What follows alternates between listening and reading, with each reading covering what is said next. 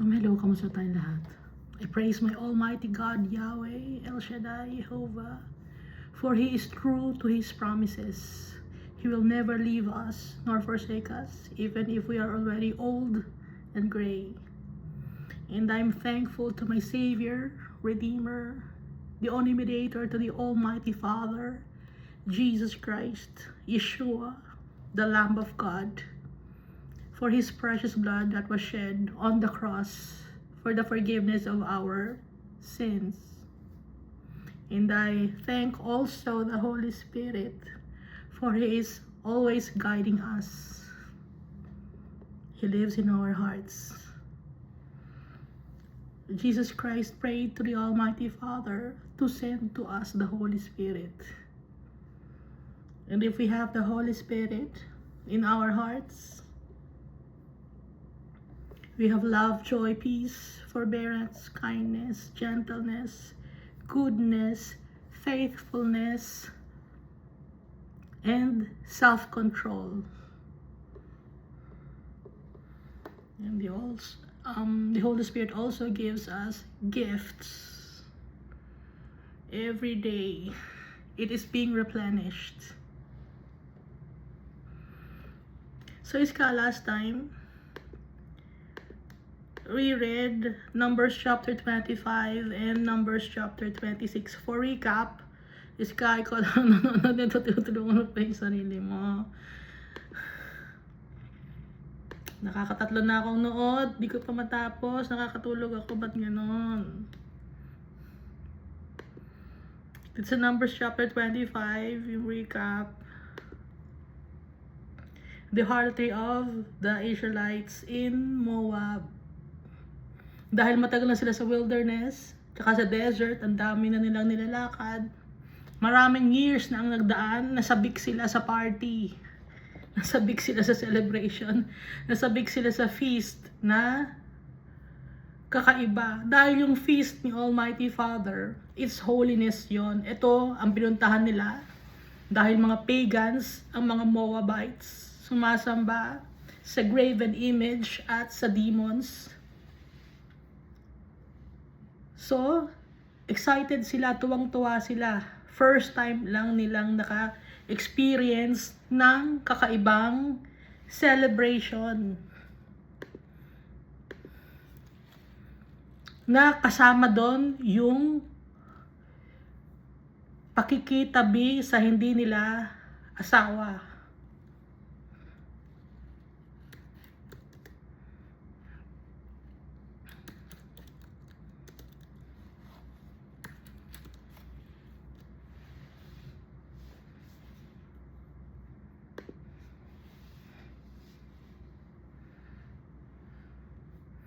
So, si Moab, ang sinasamba niya ay si Chemosh.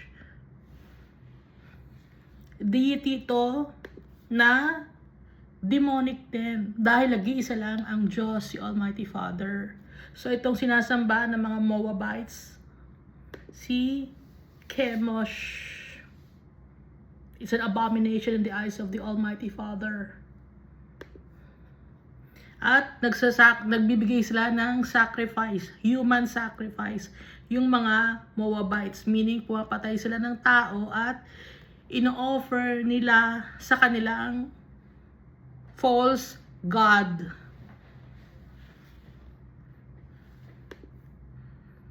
Ang win-worship ng mga Moabites, si Chemosh. Ang win-worship ng mga Ammonites, si Molech. Parehong may human sacrifice. Dito kay Molech, mga babies naman ang sinasacrifice ng mga wicked people. So itong mga Moabites, in-invite ang mga Israelites dahil magkatabi lang ng camp or lugar sila. Excited din ang mga Moabites na makita yung mga Israelites. Ito naman mga Israelites, first time lang nila. So ang ginawa nila, kumain sila, nakiselebrate. At dahil sa nakikiselebrate sila, nakita nila ang graven image ng mga Diyos-Diyosan ng mga Moabites. So nakikiyuko din sila, no? Nagbibigay-pugay din sila. Sometimes yung mga tao, kahit Christian, nagpupunta sila sa ibang lugar na may mga graven image. Anong ginagawa ng mga Christian? Nagbibigay-pugay. Kahit Christian sila. Hindi gusto ni Almighty Father yon. It's wickedness. Kung kay Almighty Father ka, kay Almighty Father ka. Kung sa mga graven image ka, sa mga false gods ka, sa mga false gods ka, hindi ka pwedeng dalawa ang piliin mo. Kung kay Almighty Father ka, kay Almighty Father ka lang. Ang ginawa ng mga Israelites, kay Almighty Father sila, pero they bowed down to the gods of the Moabites. Kaya nagalit si Almighty Father. Pinagutos niya na ibigti ang mga nagkasala. Lahat ng mga Israelites na nagkasala, nakipartake sa wickedness, abomination, sa pagsamba kay Baal of Peor, dapat na ibigti o patayin. Kaya merong isang Israelite, ipresenta ang isang babaeng Midianite. Nakita yon ni Phinehas. Si Phinehas, anak ni Eleazar, na high priest, kumuha siya ng javelin. At hinabol niya yung man of Israel. Nagpunta siya sa tent ng isang Israelite. Itong Israelite na to ay si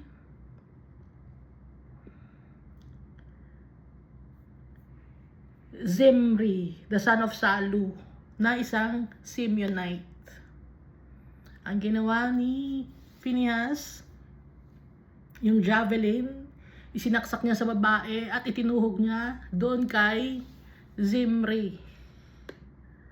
So sa isang javelin, magkasabay na nakasaksak si Zimri tsaka yung Midianite woman na si Cosbi. At dahil sa ginawa na yon ni Phinehas, nawala ang galit ni Almighty Father. Dahil kinuha ni Phinehas yung galit ni Almighty Father.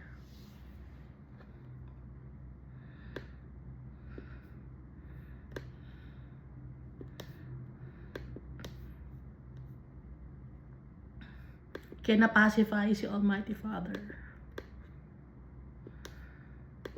And then dito sa Numbers chapter 26, yung second census. Yung first census, nangyari yon nung second year ng mga Israelites sa wilderness. Tama ba? Numbers chapter 1.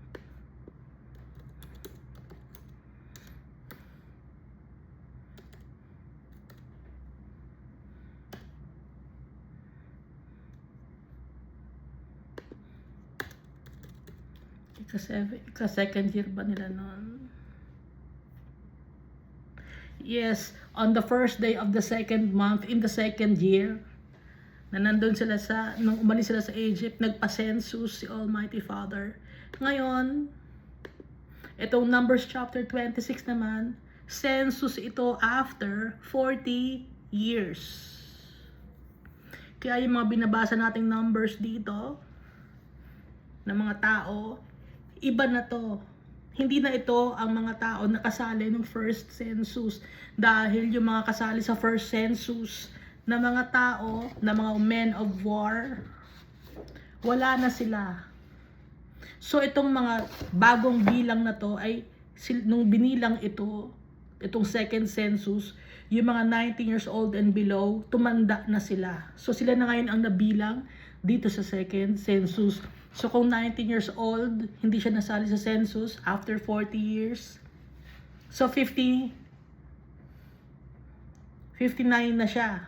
Nasali na siya sa census. 59 and then tsaka mga 40 years old and below, no? Yung mga bagong panganak. So 20 years old and above. Pwede na silang sumali sa war. Ngayon, yung mga Levites naman, ang bilang naman sa kanila sa census ay 1 month old pa lang na lalaki, binibilang na.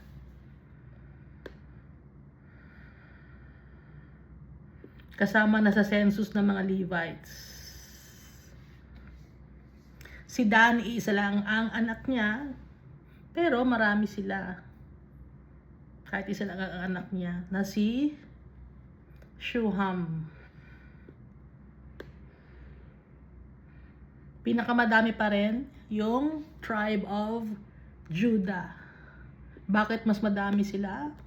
Sila yung blines ni Jacob, yung tribe of Judah. At blines ni Almighty Father ang tribe of Judah dahil helpful si Judah. Tinulungan niya si Joseph. At siya yung parang maganda makipag-usap, gustong umako ng kasalanan or responsibility sa kanyang pamilya. Ganun ang gusto ni Almighty Father. Yung nagpapakumbaba, nung nalaman niya nagkasala siya, nagpakumbaba siya, inaamin niya nung nagkasala siya kay Tamar. So, very good kay Almighty Father yung ganun. Kaya, blines ni Almighty Father, marami sila. Yung tribe of Judah. At kung makikita natin sa map, nung binasa natin sa Book of Judges, and nung hinati-hati na yung lote nila or lot nila, yung lupa nila, pinakamalaki na portion ang napunta kay Judah.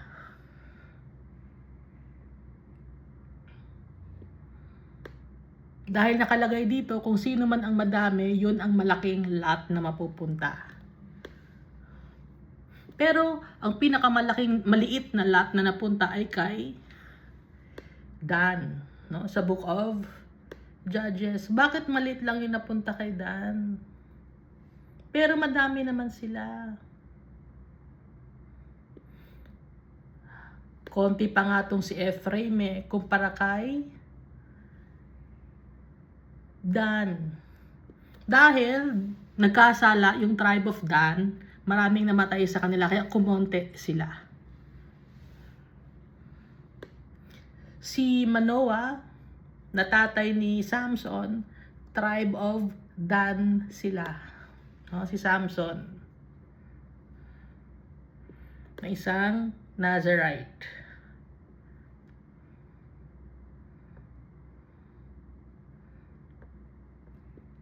So, ang pagpipili ng lupa ay by lot. Divided by lot. So, hanggang ngayon, pag bumibili tayo ng lupa, ang tawag natin ay lot or lote.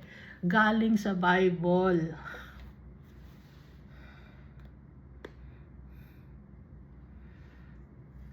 Ang daming itinuro sa atin ni Almighty Father.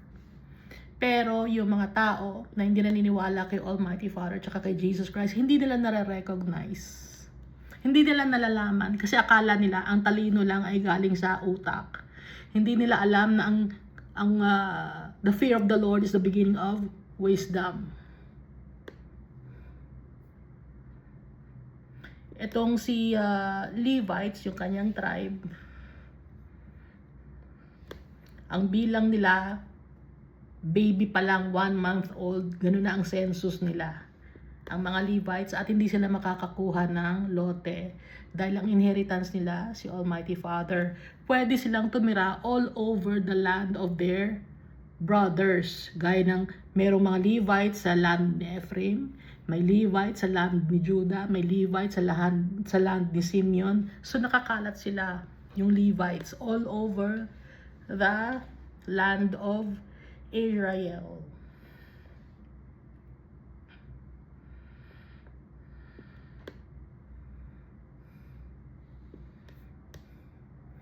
So, nakalagay ito sa last verse ng Numbers chapter 26. They shall surely die in the wilderness, so there was not left a man of them except Caleb, the son of Jephunneh, and Joshua, the son of Nun. Yun na lang ang natira.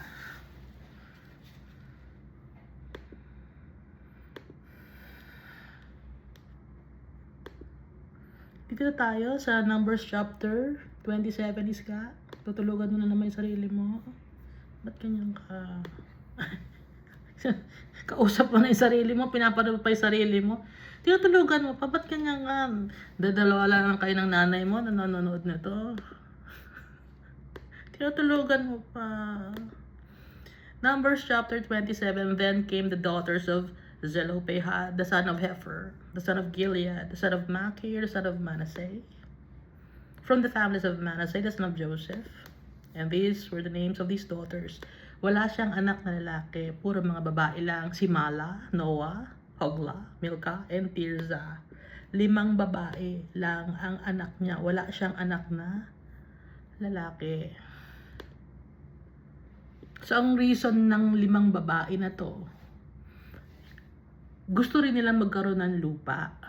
Kasi wala rin sila matitirhan. Pero walang makukuhang lote kasi nga puro babae sila. Kaya lumapit sila kay Moses. And they stood before Moses, before Eleazar the priest, and before the leaders and all the congregation by the doorway of the tabernacle of meeting, saying, Our father died in the wilderness, but he was not in the company of those who gathered together against the Lord in company with Korah, but he died in his own sin, and he had no sons.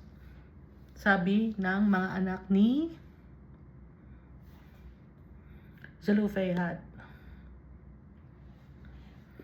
Hindi siya namatay dahil kay Korah, hindi siya nagaklas, hindi siya nagkudeta, hindi siya nagalit, kundi namatay siya sa sarili niyang kasalanan. Pero wala siyang anak na lalaki. Yun ang sabi ng mga anak na babae. Si Mala, Noah, Hogla, Milcah, and Tirza. Kasi maraming namatay sa wilderness dahil sa disobedient sila kay Almighty Father, gaya nung tinuklaw ng ahas, yung sawar, yung kinain ng lupa, no? Si Korah and company. So maraming mga namatay. Ito namang tatay na mga babae na si Zelophehad, sinabi na kaya siya namatay dahil sa kanyang sariling kasalanan. Why should the name of our father be removed from among his family because he had no son? Dahil ba sa wala siyang anak na lalaki, dapat tanggalin ang pangalan niya?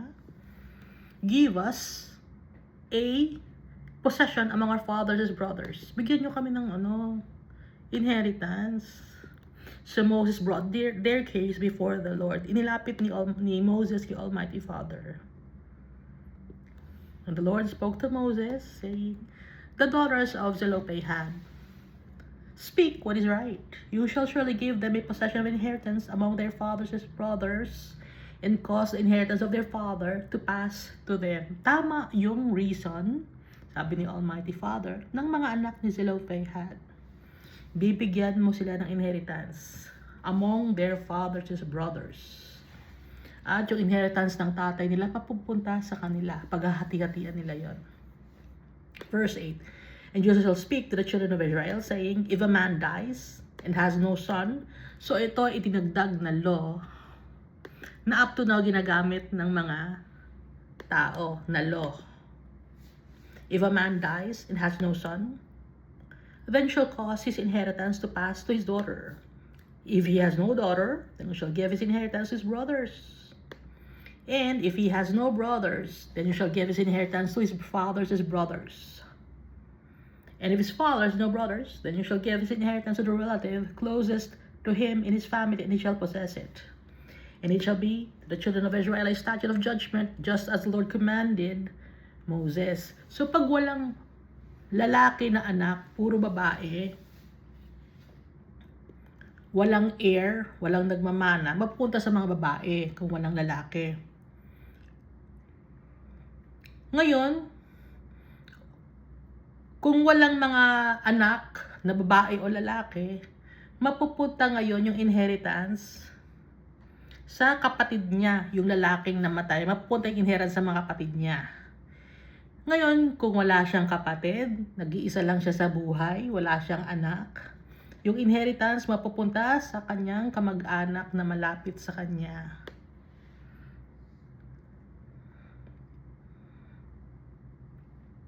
Yun ang law na up to now ginagamit ng mga tao. Verse 12. Now the Lord, so ano na yan, set in stone na yung law na yon, statute yun, ordinance forever. Now the Lord said to Moses, go up into this Mount Abarim. Si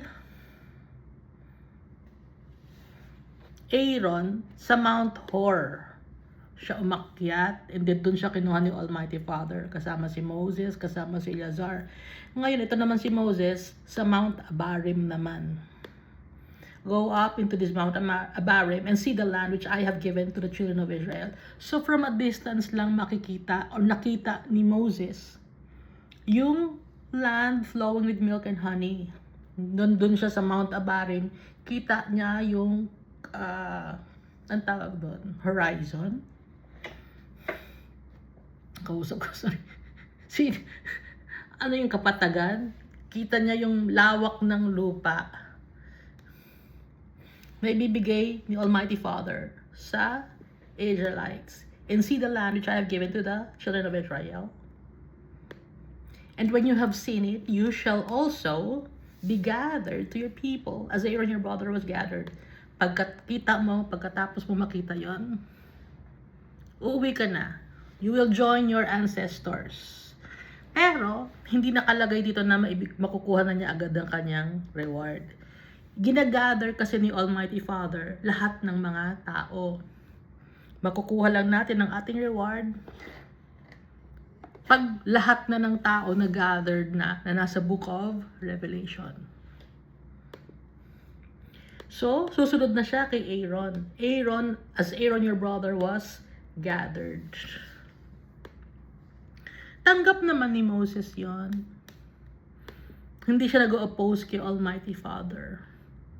Lord, bakit ganun? Daya naman eh. Ako nag-lead ng from Egypt. Andito na ako eh. Ang haba na nilakad ko. Tapos ba't hindi ako makakapasok? Pero hindi siya nag-ganon. Hindi siya nagsalita ng ganon. Malaking respeto ni Moses kay Almighty Father. Humble. Si Moses, yun nga lang, nagkaroon siya ng kasalanan, no? Dahil nagkaroon siya ng pagkukulang nang hindi niya i-acknowledge yung Almighty Father sa Meribah. Verse 40, in the wilderness of Zin, during the strife of the congregation, you rebelled against my command to hallow me. Hindi mo ako pinasalamatan, hindi mo ako pinuri at the waters before their eyes. Dapat, sa lahat ng bagay, ipakita sa mga tao na ito ay galing kay Almighty Father. Yun ang ibig sabihin ni Almighty Father. So, hindi in-acknowledge, hindi ni Moses pinuri si Almighty Father na yung water na yan sa Meribah ay galing kay Almighty Father. These are the waters of Meribah at Kadesh in the wilderness of Zin. So, same sila ng kasalanan ni Aaron, no? Verse 15, then Moses spoke to the Lord. Hindi nag-oppose si Moses. Tanggap niya yung kanyang pagkakamali. At kinausap ni Moses, si Almighty Father, let the Lord, the God of the spirits of all flesh, set a man over the congregation. Lord, sabi ni Moses, kung kukunin mo na ako, mag-set po kayo ng bagong tao para mag-lead sa mga Israelites. Dahil kukunin mo na ako, di ba? So, mawawalan ngayon ng mga taong magle-lead, matitigas ang ulo ng mga tao na to. So, kayo po, Almighty Father, magpili kayo ng tao para mag-lead kung kukunin nyo na ako. Yun ang ibig sabihin ni Moses. Who may go out before them and go in before them, who may lead them out and bring them in, that the congregation of the Lord may not be like sheep which have no shepherd. Kasi Lord, pag kinuha mo na ako, para silang ligaw na sheep. Wala silang direksyon. Dapat may maglilid po sa kanila, Lord. Sabi ni Moses. And the Lord said to Moses, may sagot na agad si Almighty Father. Alam niya na ang sasabihin kasi ni Moses. So, ang sagot agad ni Almighty Father, take Joshua the son of Nun with you, a man in whom is the Spirit, and lay your hand on him. Lay mo ang hand mo kay Joshua, the son of Nun. in whom is the Spirit. Nandun ang Holy Spirit. Ilay mo yung hand mo. Bakit ilalay ang hand? Kung ano ang meron si Moses na authority, ibig sabihin, ibinibigay niya yung authority, ibigay kay Joshua. No? Yung authority na yon, goodness yon, yung authority na yon. Kaya hindi dapat matakot si Joshua dahil full of the Holy Spirit itong si Moses. Ang nakakatakot yung ilalay ka ng hand ng tao na wicked. Yun ang nakakatakot. Yun ang unacceptable. Kung wicked yung tao, tapos ilalay ka ng hand.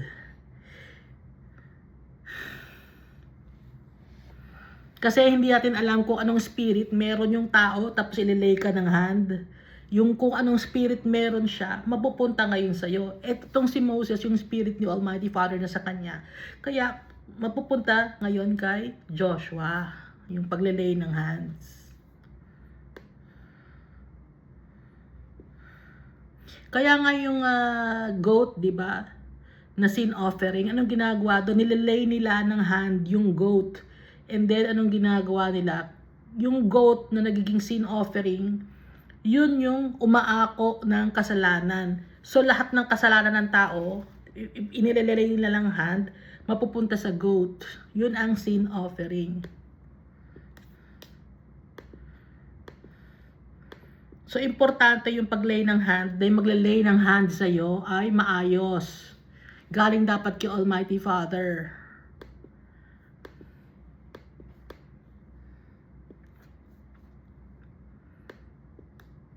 Hindi yung mga leader na mga wicked and do abominable things. Verse 19, set him before Eleazar the priest. Introduce mo kay Eleazar and before all the congregation and inaugurate him in their sight. Sa harapan mismo. Ibig sabihin kaya sa harapan ng mga tao, sa harapan ng high priest, to acknowledge the leadership of Joshua. Yun ang utos ni Almighty Father. And you shall give some of your authority to him. Some, not all.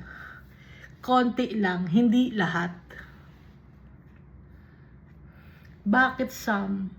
Bakit not all? Kasi si Moses, nakakausap niya si Almighty Father directly, face to face, no? Pero, may authority si Moses. Pero nakakausap niya si Almighty Father. Ito naman si Joshua, hindi niya makakausap si Almighty Father directly, pero meron siyang authority. That all the congregation of the children of Israel may be obedient, maging masunurin.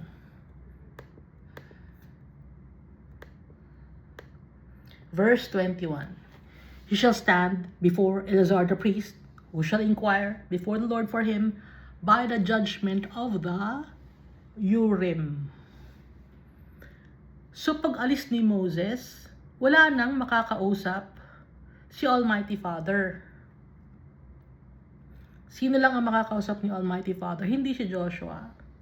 Hindi si Eleazar. Kasi si Moses lang ang face-to-face na nakakausap ni Moses directly. So ano ngayon ang gagawin ng high priest? Ano ngayon ang gagawin ni Joshua? Para makausap na si Almighty Father. Kailangan ng high priest dahil yung high priest, siya yung nag-o-offer kay Almighty Father. At nasa sa kanya yung Urim and Thummim. Kaya nga binanggit dito yung Urim and Thummim. Kung meron silang gustong itanong kay Almighty Father, or kung meron silang judgment na gagawin, or mga decision making, they will use the Urim. Asa nakatago ang Urim? Nasa underneath ng breastplate ng high priest sa ephod.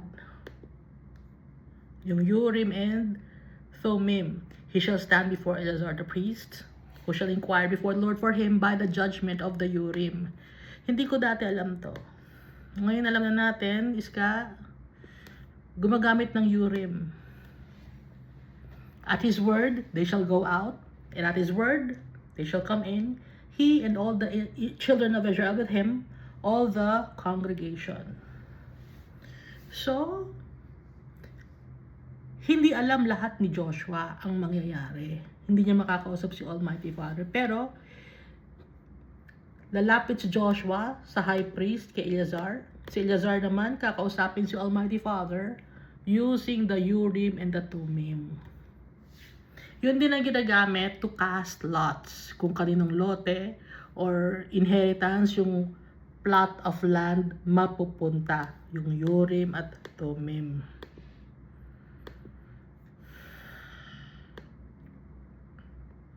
Ngayon, wala ng Urim and Thummim. Bakit? Kasi, ang high priest na natin, si Jesus Christ. Gagamitin natin ang name ni Jesus Christ. Hindi na natin kailangan ng Urim and Thummim. Si Jesus Christ, He died on the cross for the forgiveness of our iniquities. Makakausap natin si Almighty Father, we will use the name of Jesus Christ. So dito sa Old Covenant, merong Urim and Thummim. At His word, they shall go out, and at His word they shall come in, He and all the children of Israel with Him, all the congregation. So Moses did as the Lord commanded him. Sinunod ni Moses. He took Joshua and set him before Eleazar the priest and before all the congregation. So itong book of Numbers, book of Exodus, hindi lang ito nangyari within a span of 2 years, 3 years, 4 years. Yung Exodus, 2 years, no? Pero itong Numbers, kasama na dito, 42 years. Itong in the making. Itong book of Numbers.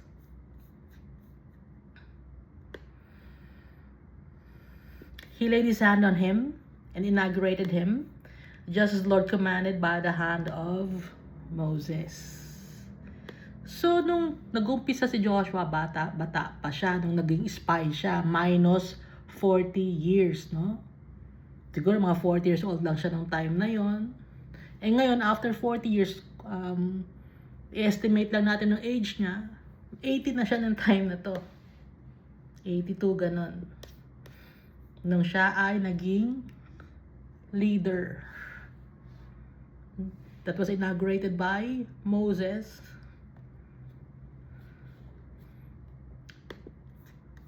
No? Through the decision of the Almighty Father. Numbers chapter 28. So bago aalis si Moses, hinahanda lahat ni Moses ang kanyang mga iiwan sa mga tao. Kaya yung mga offerings, yung mga festivities or festivals, inuulit-ulit. Dahil yung tao, matigas ang ulo, stubborn. So sa Numbers chapter 28, tungkol ito sa mga offerings. Now the Lord spoke to Moses, saying, "Command the children of Israel and say to them, my offering, my food for my offerings, made by fire, as a sweet aroma to me, you shall be careful to offer to me at their appointed time." Huwag malilate. Always remember yung nakaset na time. Dahil itong mga children of Israel, malilimutin ito. Nung nasa book of 1 Kings and 2 Kings, 1 Chronicles and 2 Chronicles, sa book of Judges, nakalimutan nila yung pinag-utos ni Almighty Father. Na dapat yearly, hindi nila sinelebrate. Because of their wickedness. Na-focus sila sa mga bagay dito sa mundo na to. Kaya dito, may paalala si Almighty Father. Nire-relay ni Almighty Father kay Moses. In verse 3, "And you shall say to them, this is the offering made by fire, which you shall offer to the Lord, 2 male lambs in their first year without blemish, day by day, araw-araw, as a burnt or regular burnt offering." Araw-araw ito.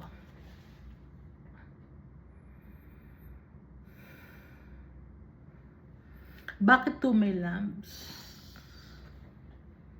Araw-araw. Bakit 2 may lambs? 1 lamb you shall offer in the morning, 1 lamb you shall offer in the evening. Isa sa umaga, isa sa gabi, i-offer kay Almighty Father. Pagising sa umaga, worship the Almighty Father. Thank the Almighty Father. Yun ang burnt offering, worshiping the Almighty Father, ang sinisimbolize nun.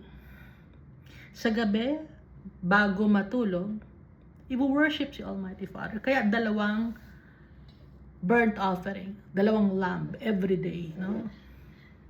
Iinom muna ako, iska sa sarili ko.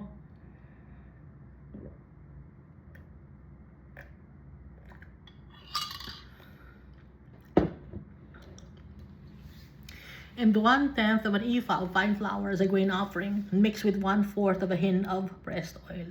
So, sa umaga, isang lamb, at saka 1/10 of an ephah of fine flour as a grain offering, mixed with 1/4 of a hin of pressed oil. And then sa gabi, 1 lamb ulit. And then, 1/10 of an ephah of fine flour as a grain offering, mixed with 1/4 of a hin of pressed oil. Yung grain offering, pagpapasalamat sa blessings ng mga pagkain. Yun ang pagpapasalamat. Yung isa, yung burnt offering, it's worshiping the Almighty Father. Grain offering, pagpapasalamat sa blessings. Sa mga pagkain. Araw-araw. Umaga at gabi. Verse 6, it is a regular burnt offering which was ordained at Mount Sinai for a sweet aroma, an offering made by fire to the Lord. So, nung time na nasa Mount Sinai sila, nakastay sila sa Mount Sinai ng mga more or less 2 years, no? Doon ibinigay ni Almighty Father itong ordinance to. Verse 7, and its drink offering shall be 1/4 of a hin of each lamb. In a holy place you shall pour it. The drink to the Lord as an offering. Drink offering. Drink offering meaning pangpalakas ng katawan yung drink offering, di ba? May electrolytes yun. Living water. Pinapaalala sa atin. Kailangan natin ng tubig sa katawan or nagre-replenish, magbabalance ng ating katawan. Yun ang sinisimbolize ng drink offering. Dapat balanse. Malakas yung electrolytes. Verse 8, the other lamb shall offer in the evening as the morning grain offering and its drink offering. Shall offer it as an offering made by fire, a pleasing sweet aroma to the Lord. And then naman sa verse 9, and on the Sabbath day, 2 lambs in their first year without blemish, and 2/10 of an ephah of fine flour as a grain offering mixed with oil with its drink offering. This is the burnt offering for every Sabbath, besides the regular burnt offering with its drink offering. Pag ika-7th day, pag rest day,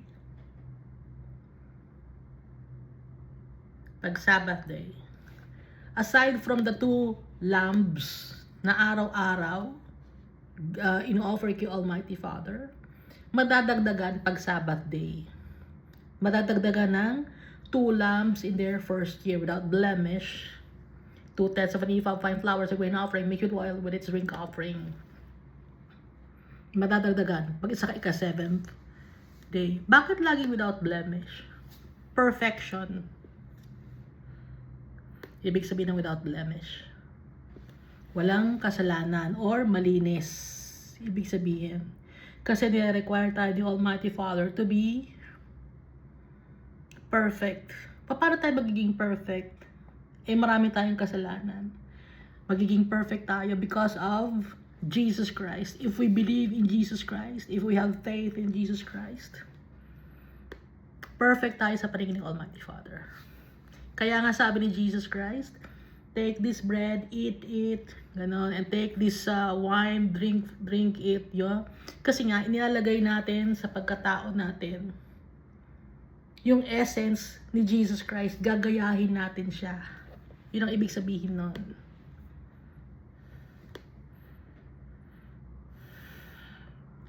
And then verse 11, at the beginning of your months, so every month, no? Yung month dati, merong Jewish calendar. Iniba na naman, no? Iniba ng Roman Empire ni Gregory. Ginulo ni Gregory. At the beginning of your months, you shall present a burnt offering to the Lord. Kung titignan nyo yung months, name ng months ngayon, from January, February, March, April, May, June, July, August. Yung 8 months na to, puro yan mga false deity, si Janus. Yung February, si ano to si Cupid to Yung sa March, Mars. Yung April, ano rin to, false deity rin ito. Si June, si Juno.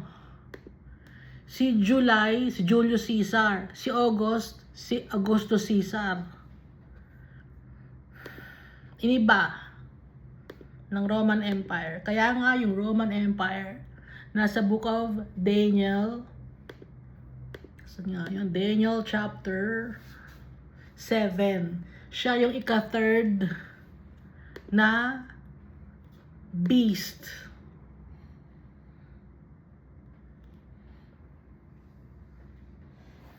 After this, I looked and there was another like a leopard. Bakit leopard? May mga spots. Kunyari, mabait siya. Which had on its back 4 wings of a bird. The beast also had 4 heads, and dominion was given to it. So yung Roman Empire, tetrarchy yun. Kaya nga 4 heads Isang empire, pero 4 ang namumuno. Tetrarch. Herod or Herod the Tetrarch. No. Kaya nga, hindi to nakalagay sa internet. Pero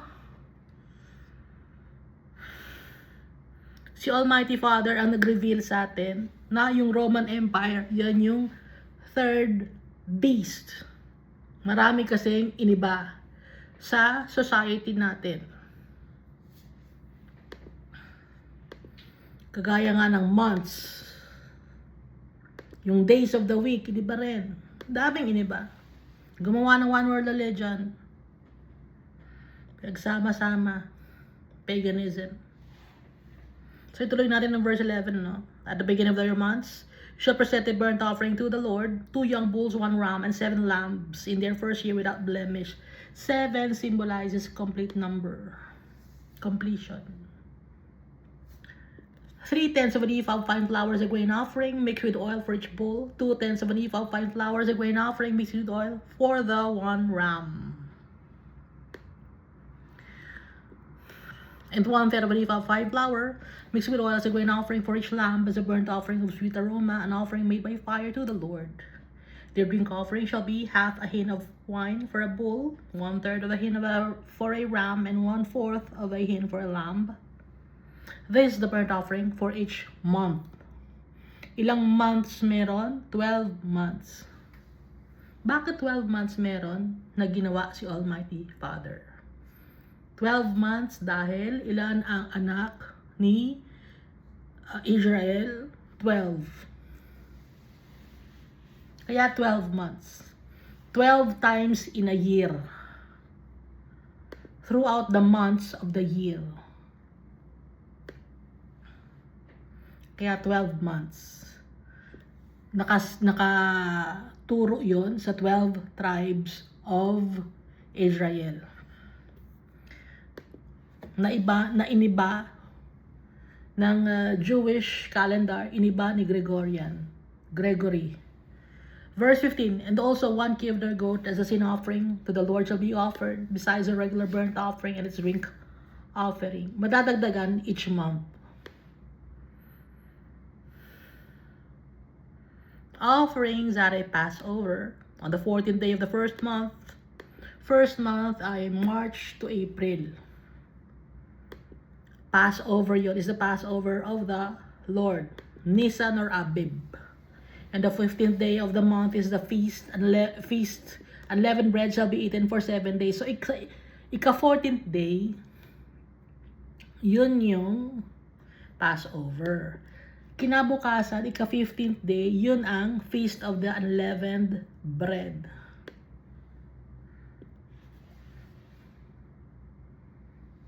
Yung Passover, naglagay sila ng dugo sa door ng lamb. Unleavened bread, ito naman ay si Jesus Christ. Dugo ni Jesus Christ, Passover. And then yung unleavened bread, sinusymbolize ni Jesus Christ when He died on the cross. Nabuhay siya magmuli. Bread of life. Verse 18, on the first day you shall have a holy convocation. You shall do no work, customary work. And you shall present an offering made by fire as a burnt offering to the Lord. 2 young bulls, 1 ram, and 7 lambs in their first year. Be sure they are without blemish. Dapat perfect, just like Jesus. Walang mga peklat, kulugo. Dapat yung kamay or mga paa ng mga animals na you offer, perfect. Hindi dapat kirat or tungkaw yung sungay, ganun. Dapat maayos, pinakamagaganda dapat.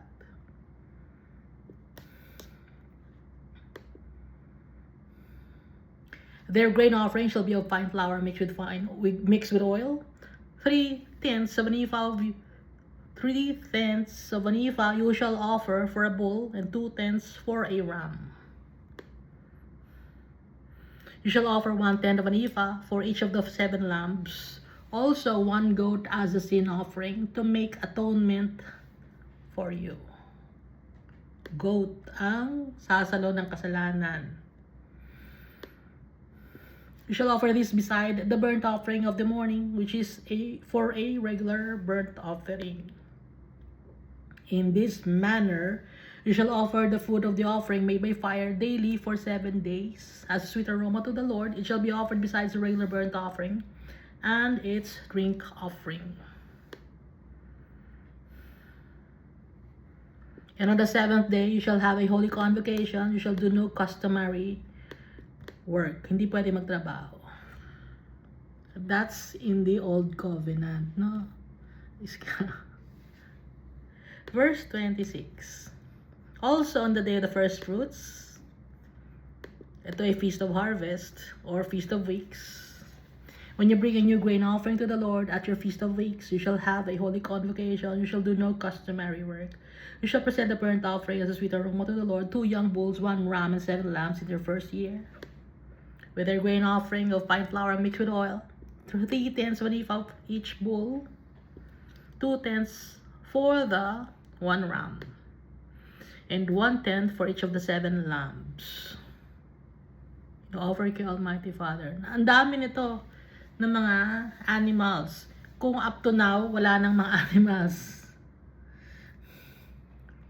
Verse 30, also 1 kid of the goats to make atonement for you. So, sobrang dami nating kasalanan. Ilang animals na may o-offer natin. Paglabas mo pa lang, may kaaway ka. Naku, kailangan makakuha ulit ako ng lamb, ng goat. Wala na, ubus na. Kaya, ang ginawa ni Almighty Father, ipinadala niya si Jesus Christ once and for all. A better covenant. Verse 31, the last verse of Numbers chapter 28. Be sure they are without blemish. Sure na sure dapat kayo na walang defect. Kasi i-reject ni Almighty Father yun. Alam ni Almighty Father ang perfect sa hindi perfect. You shall present them with their drink offerings besides the regular offering or regular burnt offering with its grain offering.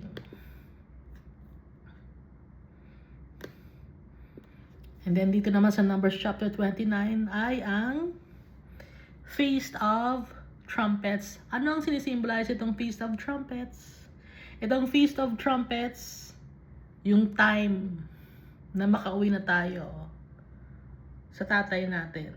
It's a celebration also. So lahat ng mga ito ay may symbol na ibinibigay si Almighty Father. It symbolizes pag-uwi natin sa tatay natin. Itong Feast of Booths, yung tayo ay sojourners. No? Feast of the Passover, yung si Jesus naman, yun naman yung sinisimbolize nun. Feast of lahat ng binabanggit dito, grain offering, burnt offering, sin offering, Lahat yon si Jesus Christ. If we trust in Jesus Christ, we're also worshiping the Almighty Father. Sinakop na lahat ni Jesus Christ. Kaya dito sa Feast of the Trumpets, and in the 7th month, ano ang 7th month? September and October. Doon naglalaro yung 7th month. On the first day of the month, you shall have a holy convocation. You shall do no customary work. For you, it is a day of blowing the trumpets. Time na pag-uwi natin kay Almighty Father. Bakit? It's the 7th month. Kaya nga, blowing of trumpets, celebration, wini-welcome tayo ni Almighty Father. Pinapaalala sa atin na i-welcome niya tayo sa last days. Sa pagdating ni Jesus Christ at pagbinigay na yung reward sa atin. Dahil sabay-sabay sa atin ibibigay ang reward ni Almighty Father. Si Moses, hindi pa niya nakukuha niyang kanyang reward. Si Aaron, hindi pa rin. Si Adam and Eve, hindi pa rin. Nag-aantay sila. Si Daniel, hindi pa rin na nakukuha ang reward. Even the 12 apostles, hindi pa rin na nakukuha ang kanilang reward. Isang bigayan lang ang reward. Graduation day natin. Lahat tayo na mga nagtitiwala kay Almighty Father at saka kay Jesus Christ through the power of the Holy Spirit. Thank you, and God loves us all so much.